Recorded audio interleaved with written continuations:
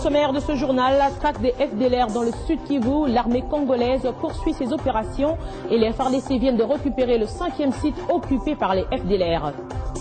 Le ministre congolais des Affaires étrangères Raymond Tshibanda a été reçu par son homologue français Laurent Fabius au centre des échanges entre les deux personnalités, le renforcement de liens d'amitié et de coopération entre Kinshasa et Paris.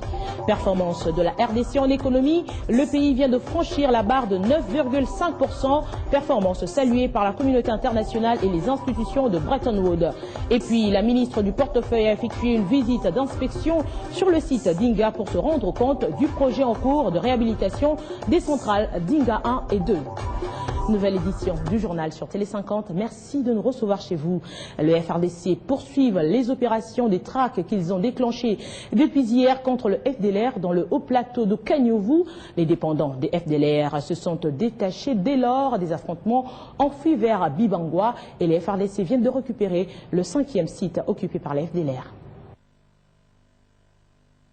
Ces opérations Sokoladé ont permis au FARDC de stabiliser les rebelles de force démocratique pour la libération du Rwanda FDLR dans certaines positions sans les anéantir. Selon nos sources, les FARDC se sont bien comportés envers les populations dans cette partie de la province du Kivu. Toutefois, les dépendants des FDLR, les enfants, les épouses qui vivaient à Nyundwe, se sont séparés des combattants FDLR en faisant mouvement vers les localités de Bibangwa, Katala et Moulé. Ils ont l'envie de poursuivre leur mouvement vers Sangué pour rejoindre les autres civils déplacés de Kanyofu, de Mera, Manane, Mirindi, mais ils sont bloqués par la peur de tomber sur les FARDC qui risqueraient de les considérer comme combattants de FDLR. Pour les charger de programmes au sein du Centre indépendant de recherche et études stratégiques au Kivu, renseignent que leurs équipes possèdent au moniteur et au reportage de se déplacer et il y a lieu que le nombre augmente. Oscar indique qu'il n'est pas au courant du bilan des opérations, mais il déplore le fait que les FDLR sont poussés dans la forêt, d'où ils pourront se réorganiser. Le commandant des opérations chargé des opérations Espérant Massoudi Hassani promet de nous livrer le bilan dans le suivant. Pour l'instant, les FARDC viennent d'occuper le 5e site de Mavungu dans le haut plateau d'Ouvira qui abritait un grand nombre de ces rebelles de ces années. Il ajoute que les FARDC sont très déterminés de neutraliser ces rebelles dans la zone. Bukavu, Amani Joseph, Piotinkan. Traque des FDLR toujours, le Royaume de Belgique déterminé à soutenir les autorités de la RDC dans les efforts de pacification de l'Est du pays. La Belgique d'accord aussi pour appuyer le pays de Joseph Kabila dans les projets de développement au bénéfice de toute la population. C'est ce qu'a déclaré le ministre belge des Affaires étrangères. 10 millions d'euros sont déjà disponibles pour financer plusieurs projets dans 2 provinces, le Nord et le Sud Kivu voisins. Ce fonds octroyé par le Royaume de Belgique témoigne le retour de la coopération technique belge, se réjouit le gouverneur du Nord Kivu, Julien Paluku. Nous avons salué son arrivée parce qu'il est devenu vraiment le véritable ami du Congo et particulièrement du Nord Kivu. Nous avons salué le retour de la coopération technique belge parce que maintenant il y a 10 millions d'euros qui sont déjà arrivés pour financer les projets dans le Nord et dans le Sud Kivu. Alors à quoi serviront ce fonds? Nous avons choisi les filières de l'énergie, de l'eau potable, des infrastructures routières pour que finalement ce soit là les domaines dans lesquels ces fonds trouvaient exécution. Nous avons également parlé des projets intégrateurs parce que vous savez on ne peut pas vivre à l'est de la RDC ou dans cette région sans qu'on parle des projets communs et surtout la manière qu'il faut pour la Belgique d'appuyer de nouveau la mise en fonction de la baie de Gel parce qu'avec cette banque ça va resserrer davantage les liens entre les pays de la région, notamment le Burundi, le Rwanda et la RDC. Concernant les élections annoncées en RDC, l'autorité provinciale a exprimé à ses hôtes la volonté des dirigeants du pays à les organiser selon la Constitution. Et le Nord Kivu se prépare déjà pour affronter ces différentes échéances électorales, annonce Julien Paluku. Nous sommes tellement ouverts et attentifs parce que nous voulons que ce cycle redevienne un cycle normal. Nous-mêmes, nous sommes les fruits des élections en 2007. Nous voudrions que demain, il y ait de nouveaux gouverneurs élus, de nouveaux députés provinciaux, de nouveaux sénateurs et demain, un nouveau président tel que le veut la Constitution parce que nous devons ressembler à d'autres pays à travers le monde. Il ne faudrait pas qu'on nous prête des intentions que nous voulons nous éterniser, nous, au pouvoir. Nous voulons que ce cycle soit répétitif et nous, au Nord Kivu, nous sommes prêts à affronter ces élections. Toujours avec la Belgique, elle confirme que le calendrier global publié par la CENI est ambitieux. Cette déclaration a été faite par le vice-premier ministre belge Didier Reynders après l'audience lui accordée par le président de l'Assemblée nationale Oba Minaku au Palais du Peuple. Didier Reynders, qui séjourne, ou plutôt qui a séjourné à Goma dans le Nord Kivu, se dit satisfait de la ferme détermination des autorités congolaises et FRDC dans la traque des FDLR. En séjour à Kinshasa, le vice-premier ministre et ministre des Affaires étrangères du Royaume de Belgique, Didier Reynders, a été reçu ce mercredi par le président de l'Assemblée nationale, Oba Minaku Njalanjoko, au Palais du Peuple. Pour Didier Reynders, après la publication du calendrier électoral par la CENI, la Belgique se prépare déjà pour apporter son aide à la République démocratique du Congo pour l'organisation des élections libres et transparentes. Et de constater maintenant qu'un calendrier est en place, proposé par la CENI, une capacité d'aller jusqu'aux élections, après les élections locales, les élections législatives et présidentielles en novembre de 2016, c'est une démarche que nous devons maintenant tenter d'appuyer. Et on va voir sous quelle forme les partenaires internationaux, dont la Belgique, peuvent appuyer cette démarche. L'opération menée contre les FDLR par les forces armées de la République démocratique du Congo est soutenue par la Belgique. Quand on voit que le M23 a pu être battu sur le terrain, mais que d'autres opérations se sont développées, et maintenant la volonté claire du président de la République d'aller vers des opérations concernant les FDLR. Elles ont démarré, j'étais sur place, et ces dernières heures, on voit cette volonté d'avancer en ce sens. Les patrons de la diplomatie belge regrettent les écarts des langages et de quelques personnalités belges et recadrent l'opinion sur le point de vue de la Belgique en rapport avec l'actualité de la République démocratique du Congo. Nous avons eu une discussion qui, je crois, permet de démontrer la volonté de constater les progrès réalisés et d'essayer de travailler ensemble pour aller plus loin, quels que soient les incidents qui peuvent émailler les contacts entre nos responsables politiques et la presse. Et j'espère que vous aurez l'occasion d'ailleurs de relater un entretien de cette qualité, comme celui que je viens d'avoir avec le président de l'Assemblée et que j'aurai encore, je le pense, dans les prochains mois.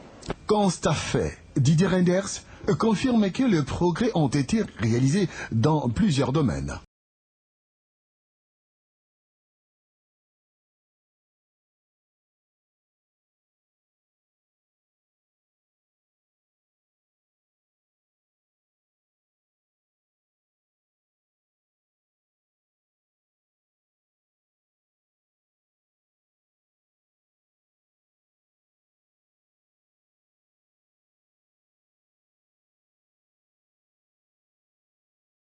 La Belgique est déterminée à améliorer la coopération avec les institutions de la République démocratique du Congo, dont le Parlement congolais. Et s'agissant de la diplomatie, le ministre congolais des Affaires étrangères et de la coopération internationale, Raymond Tshibanda, est en visite de travail en France. Et mardi, il s'est entretenu avec son homologue français, Laurent Fabius, au centre des échanges entre les deux personnalités, le renforcement de liens d'amitié et de coopération entre Kinshasa et Paris. C'est au Quai d'Orsay que la délégation congolaise conduite par le ministre des Affaires étrangères, Raymond Tshibanda, a eu une séance de travail de 50 minutes avec les diplomates français, suivie d'un tête-à-tête entre les deux personnalités. Plusieurs sujets ont été abordés: la consolidation des relations bilatérales entre la RDC et la France, le renforcement de la coopération au développement pour plus d'investissements français au Congo, bénéfique aux populations congolaises et françaises. Au chapitre sécurité, les deux chefs de la diplomatie française et congolaise ont convenu de faire face à la menace du terrorisme, notamment la lutte contre Boko Haram en Afrique centrale, la neutralisation des ADF NALU, ainsi que d'autres groupes négatifs dans l'est de la RDC. Le financement des prochaines élections globales en République démocratique du Congo, l'avenir de la MONUSCO ont été également évoqués. Par ailleurs, le chef de la diplomatie française, Laurent Fabius, a salué la contribution des FARDC en République centrafricaine. En visite de travail à Paris, le chef de la diplomatie congolaise, Raymond Tshibanda, a aussi pris une part active à la réunion ministérielle préparatoire du 7e Forum mondial de l'eau au siège de l'UNESCO. Et puis cette lettre ouverte du porte-parole du gouvernement congolais, Lambert Mende, au ministre belge à la coopération et au développement, Alexandre De Croo, en réaction à sa déclaration dans laquelle il fustige les dernières décisions du gouvernement congolais après les incidents du 19 et 20 janvier dernier. Et suivez ici son contenu dans une lecture de Claude Berenganini.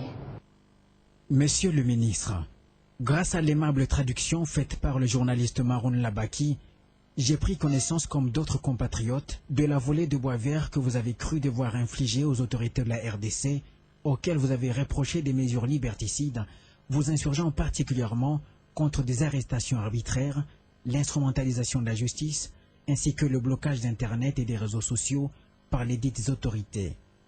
Passons sur le ton. N'est pas diplomate qui veut.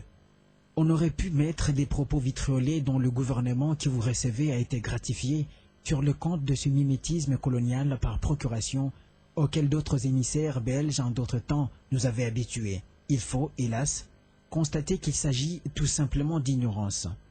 Votre discours dans une langue, le néerlandais, que très peu de Congolais maîtrisent, témoigne en effet d'une méconnaissance du fait que le monde a changé depuis l'indépendance de notre pays en 1960 et que les fictions infantiles de Tintin au Congo sont passablement dépassées comme grille de lecture des faits et des idées. Certes, l'esprit philanthropique qui vous pousse à prendre la défense des populations congolaises qui seraient victimes des sévices est louable. Mais j'ai du mal à comprendre pourquoi au moment même où tous les pays du monde, y compris le vôtre, prennent des mesures conservatoires et envisagent un resserrement des législations contre la cybercriminalité, vous vous évertuez à dissuader la RDC, victime de l'extrémisme et violent, d'entreprendre cet exercice légitime de vigilance. Lundi 23 février 2015, à l'occasion du dîner annuel du CRIF, le président de la République française, François Hollande, a déclaré à ce sujet « Les réseaux sociaux font partie de notre monde. Ils doivent faire partie de notre législation. Les propos racistes, xénophobes, doivent sortir du champ du droit de la presse pour intégrer le droit pénal. » Vous entendra-t-on, lors d'une prochaine visite en France, adresser des remontrances à ce chef d'État européen qui vient, en plus de dépêcher son ministre de l'Intérieur à Silicon Valley, pour placer les majors américains d'Internet devant leurs responsabilités, en leur exigeant un cahier des charges pour mieux contrôler les applications des réseaux sociaux. Peut-être vous rendrez-vous ensuite au Saint-Siège pour y faire grief au pape François de ses propos peu après l'attentat de Charlie Hebdo, lorsqu'il déclare que l'impératif sécuritaire peut commander que des limites soient apposées à la liberté d'expression. Last but not least, il vous faudra aussi envisager d'admonester les autorités américaines et nigérianes qui viennent de prendre la mesure liberticide de boucher les comptes Twitter de Boko Haram au Nigeria. Je suis sûr, monsieur le ministre, que vous n'y pensez même pas. D'où ma perplexité de vous voir édicter depuis les jardins de l'ambassade belge à Kinshasa un principe d'immunisation des auteurs des délits et crimes commis au moyen de la toile, principe qui ne serait d'application qu'en République démocratique du Congo. Je suis néanmoins perturbé devant le fait que les présumés pillards des 19 et 20 janvier, dont vous êtes devenu l'avocat passionné, avaient ciblé quasi exclusivement les intérêts chinois à Kinshasa. J'ai donc la pénible impression que c'est moins l'intérêt des pauvres Congolais que celui de ces groupes mercantilistes rivaux des Chinois qui nous opposent. Plaise à Dieu qu'elle soit fausse. Lambert Mende Omalanga, ministre de la Communication et Médias de la RDC. L'an 2 de l'accord cadre d'Addis Abeba signé le 24 février 2013 a defrayé encore la chronique sur le continent et ici au pays. La société civile, 10 organisations membres du groupe de travail pour le suivi de la mise en œuvre du processus de paix en RDC expriment des inquiétudes quant à l'avenir de ce processus de paix. Elle en déclaré mardi. Il s'agit d'une autopsie de l'accord cadre d'Addis Abeba par les organisations de la société civile congolaise à travers le groupe de travail pour le suivi de la mise en œuvre. 2 ans après la signature de ce document, la société civile note que l'accord cadre risquerait d'allonger la liste des accords de paix en RDC. La mise en place du mécanisme national de suivi, fonctionnant avec l'unique organe exécutif, n'arrive toujours pas à mettre en place, en application, la matrice de suivi des indicateurs de référence sur les réformes entreprendre. Pour une mise en œuvre efficace de ce document, les organisations de la société civile formulent quelques recommandations à l'endroit de la communauté internationale. Nous voulons que ce soit d'abord le dialogue entre Congolais, mais avec l'appui et l'accompagnement de partenaires. Et les partenaires entendés par la communauté internationale qui ne pourraient pas jouer en termes de médiateurs, mais qui pourraient ne fût-ce que faciliter. Actualité oblige, les organisations de la société civile encouragent la tenue d'un dialogue entre Congolais pour une paix durable et la poursuite d'un processus électoral en RDC. Cette déclaration a été précédée par des échanges fructueux canalisés par des exposés de Maître Sylvain Loumou et Nixon Kambale. Une occasion propice pour présenter la plateforme des suivis online de la mise en œuvre de l'accord cadre d'Addis Abeba afin d'apprécier ses avancées.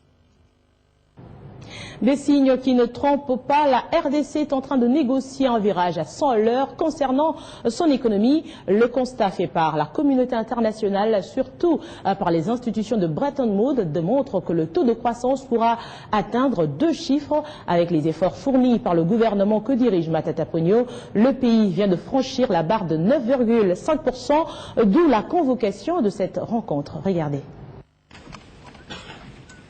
En République démocratique du Congo, les indicateurs sont au vert. Jamais l'économie congolaise n'a connu une telle croissance. 9,5, c'est le taux actuel qui a fait bondir ici au ministère des Finances les différents membres de la Troïka politique sous la présidence du ministre d'État en charge du budget, Michel Bongongo, entouré des conseillers économiques.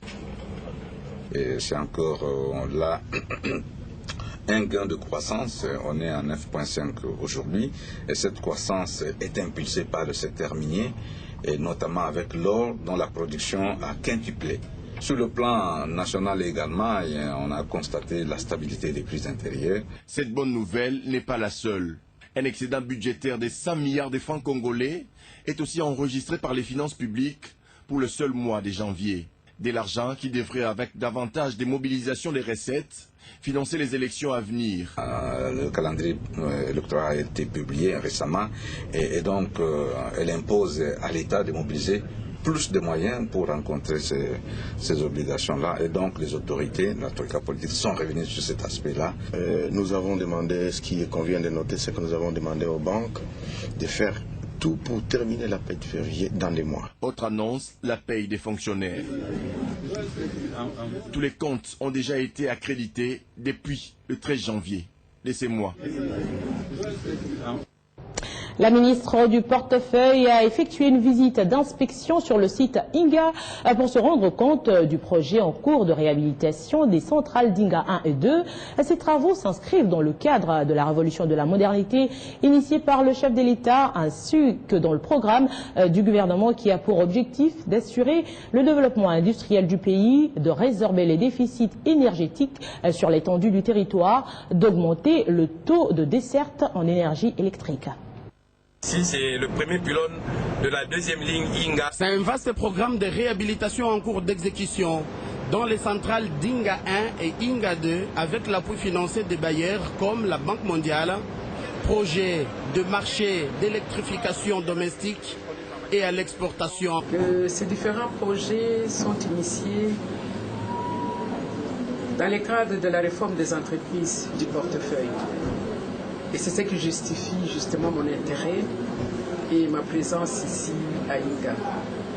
Comme vous le savez, la réforme des entreprises du portefeuille a plusieurs volets, notamment l'amélioration de la capacité technique, opérationnelle, la bonne gouvernance, l'amélioration des infrastructures. Pour l'ADD de la SNEL, son entreprise reste déterminée à répondre à la volonté du gouvernement, volonté d'améliorer le vécu de la population et garantir la fiabilité de ses services. Louise Munga Messozi, ministre du Portefeuille, a visité avec une particulière attention les sites de drague, la centrale Inga 2, les postes de dispersion, la centrale d'Inga 1, où de grands travaux sont en cours, la station de conversion dotée de nouveaux équipements pour la conversion des courants alternatifs en courant continu. pour la province du Katanga.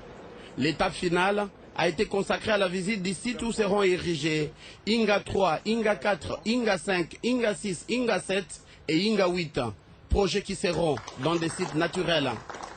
Madame la ministre du Portefeuille a rassuré l'équipe dirigeante et les personnels de la SNEL de la détermination de son ministère à poursuivre l'effort nécessaire pour permettre à la SNEL de matérialiser dans son secteur la révolution de la modernité, vision prônée par le président de la République, Joseph Kabila Kabange. Rendons-nous au ministère du Plan où la vice-ministre Lisette Sangana a reçu ce mercredi dans son cabinet de travail les ministres provinciaux du Kasaï occidental et de la province orientale. Il était question d'échanger sur plusieurs dossiers, notamment le crédit d'investissement dans les provinces. Kadi Koulab, c'est un reportage. Le premier à franchir le bureau de la vice-ministre du Plan, Faustin Lukusangala Mouloumé, ministre des Affaires foncières, urbanisme, travail et habitat du Kasaï occidental et sa délégation.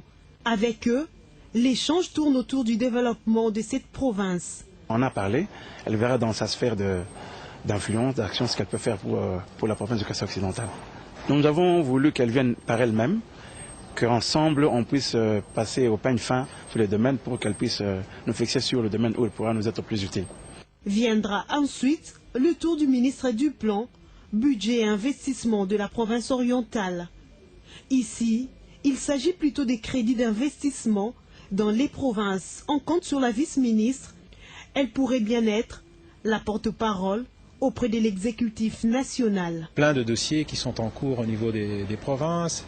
Il était question en tout cas de la sensibiliser sur la problématique de nos crédits d'investissement, la problématique sur le renforcement des capacités, la problématique sur tous ces projets concernant la stabilisation. Et donc nous avons eu à échanger et dans un climat très serein et très professionnel qui me pousse à croire en tout cas que nous aurons d'elle et de chez nous en tout cas une excellente collaboration. Invitée par ces deux provinces, Lisette Sangana s'est dit prête à se rendre dans les prochains jours au Kasaï occidental et en province orientale. Ainsi s'achève ce journal, mais qui se poursuit avec la revue de presse dans un instant.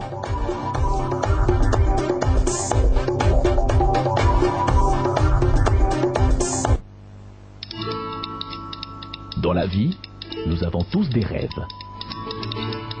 objectifs et aspirations. Vos projets d'avenir ainsi que ceux qui vous sont chers dépendent des choix que vous effectuez aujourd'hui. C'est pourquoi la Raobank a créé Renaissance, le nouveau compte d'épargne qui vous propose un meilleur taux rémunérateur à court et à moyen terme. Ainsi, vous pourrez suivre l'évolution des intérêts générés par votre épargne et assurer un avenir meilleur à vos projets les plus chers. Raobank is my bank.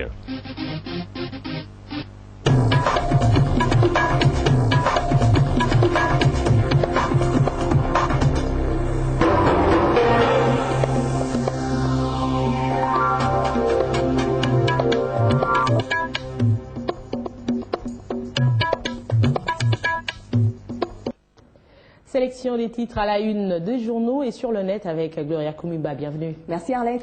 Et on débute avec la nouvelle parution du magazine Cœur d'Afrique et sur la couverture Kabila, bâtisseur silencieux dans la cour des grands. Oui, alors pour Cœur d'Afrique, il fait partie des grands de ce monde qui ont construit leur pays dans le temps et dans l'espace, un peu comme Ramsès, Jules César, Louis XIV, Léopold II, Mao Tse-tung ou encore François Mitterrand. Joseph Kabila qui est surtout, d'après ce magazine, préoccupé par le développement de la RDC, initié en 2006 un ambitieux programme de 5 chantiers. Ce programme est ensuite rebaptisé Révolution de la modernité, un programme qui dote le pays des infrastructures nouvelles jetées sur l'ensemble du territoire national. Et en province, les actions concrètes inaugurent la politique des grands travaux qui ont surpris et rendu plus vivant un pays atomisé par plus de 32 ans d'une guerre invisible. Et on va poursuivre avec la présidentielle 2016 des alliances contre nature, renseigne le potentiel. Oui, et sur le chemin qui conduit à la présidentielle de 2016, les clivages traditionnels vont disparaître, pense la prospérité, le potentiel, pour laisser la place à la recomposition des alliances. Les mariages d'intérêt entre nouveaux alliés seront transversaux, allant d'une extrémité à une autre. Des opposants porteront les couleurs des faucons de la majorité et vice-versa. En croire le potentiel, pas surprenant que PPRD, PALU, UDPS, MSR, UNC, MLC ou encore FDC se côtoient sur des mêmes affiches pendant la campagne électorale. Et face à l'imbroglio qui pointe à l'horizon, Forum des As lui note qu'il faudrait un vrai dialogue avant les élections, question de baliser la voie. Chacun prêchant pour sa propre chapelle, la cacophonie politique s'invite déjà au débat à quelques mois du début des joutes électorales. Et à cette allure, renchérit Forum des As, la contestation ne manquera pas au rendez-vous à l'issue de l'organisation des élections à tous les niveaux, programmées tant en 2015 qu'en 2016, car les élections auront bel et bien lieu comme prévu en 2015 et 2016, confie la prospérité. Le journal note qu'André Mpungwe, vice-président de la CENI, l'a réaffirmé à Lubumbashi. Il a en outre démontré que tout le dispositif est prêt pour permettre à tous les parties prenantes d'y participer au prorata de leurs ambitions. Et puis ce sujet qui fait grand débat au sein de la classe politique belge, Serge Koubla aurait perçu des centaines de milliers d'euros. Oui, c'est une affaire qui risque également d'avoir des répercussions ici en RDC. Et d'après 7 sur 7, le bourgmestre de Waterloo, Serge Koubla, était entendu par les enquêteurs ce mercredi matin dans le cadre de son inculpation pour corruption concernant une personne qui exerce une fonction publique dans un État étranger. Serge Koubla est soupçonné d'avoir servi d'intermédiaire entre l'entreprise belge Duferco et les autorités de Kinshasa. Et toujours d'après 7 sur 7, entre fin 2011 et début 2012, il aurait notamment remis la somme de 20 000 € en liquide à Madame Mouzito, la femme du Premier ministre de l'époque à Bruxelles. Ce montant pourrait être la compte d'une commission d'environ 500 000 € versée à Adolphe Mouzito dans le cadre du rachat des parts de la Société nationale de loterie, la SONAL. Cette intervention devait aider Duferco à pénétrer le marché congolais de la sidérurgie. Il ne me reste plus qu'à vous dire merci, Gloria Komumba. Je vous en prie, Arlette. Fin également de cette revue de presse. L'info reste en continu sur Espace 50.